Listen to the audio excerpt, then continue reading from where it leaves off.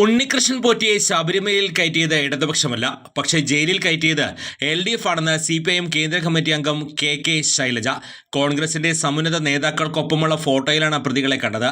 അടിയന്തര പ്രമേയം ചർച്ച ചെയ്താൽ ഇതെല്ലാം ചർച്ചയാകുമെന്ന ഭയന്നാണ് പ്രതിപക്ഷം നോട്ടീസ് നൽകാതെ ബഹളം വെച്ചതെന്നും KK ശൈലജ പറഞ്ഞു. എന്തിനാണ് പ്രതിപക്ഷം സഭ സ്തംഭിപ്പിച്ചതെന്ന് KK ശൈലജ ചോദിച്ചു. യഥാർത്ഥത്തിൽ 10-17 അടിയന്തര പ്രമേയങ്ങൾ അവതരിപ്പിച്ച ചർച്ചയ്ക്ക് അനുമതി കൊടുത്തിട്ടുള്ള ഗവൺമെന്റാണിത്. ഞങ്ങളിൽ പ്രശ്നങ്ങളിൽ നിന്ന് ഒളിച്ചോടാറില്ല. ഈ നാട്ടിലെ ജനങ്ങളെ ബാധിക്കുന്ന പ്രശ്നങ്ങൾ നിയമസഭയിൽ ചർച്ചയ്ക്ക് വന്നാൽ അതിനെന്താണ് പരിഹാരമെന്ന് അറിയിക്കാൻ ആഗ്രഹിക്കുന്ന തികച്ചും ജനാധിപത്യപരമായ കാര്യങ്ങൾ കൈകാര്യം ചെയ്യുന്ന ഗവൺമെന്റാണിത്. ഒരു അടിയന്തര പ്രമേയം കൊണ്ടുവരാമായിരുന്നില്ലേ? ശബരിമലയിൽ സ്വർണ്ണക്കൊള്ളയുടെ യഥാർത്ഥ പ്രശ്നം എന്താണെന്ന് കേരള നിയമസഭയ്ക്കകത്ത് ചർച്ച ചെയ്യാമായിരുന്നല്ലോ. അടിയന്തര പ്രമേയം കൊണ്ടുവന്നാൽ ചർച്ചയ്ക്ക് അനുവദിക്കുമെന്ന് അവർക്കറിയാം.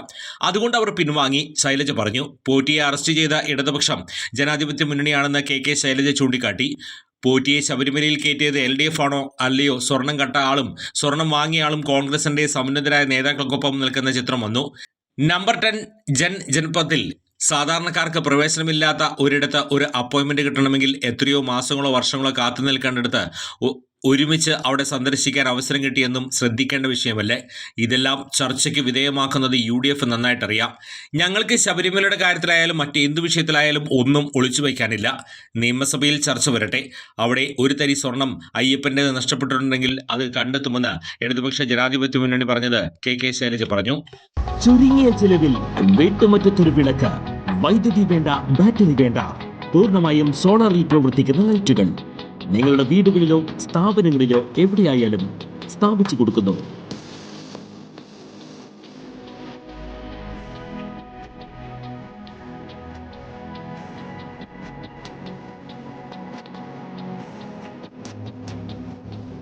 ഹാർഡോൾ സോളാർ ലൈറ്റ്സ്.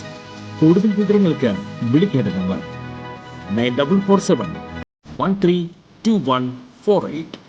കൂടുതൽ വാർത്തകൾക്ക് ഞങ്ങളുടെ ചാനൽ സബ്സ്ക്രൈബ് ചെയ്യുക. ഫേസ്ബുക്ക് ഫോളോ ചെയ്യുക. വാർത്തകൾ വേഗത്തിലറിയാൻ Anytime News.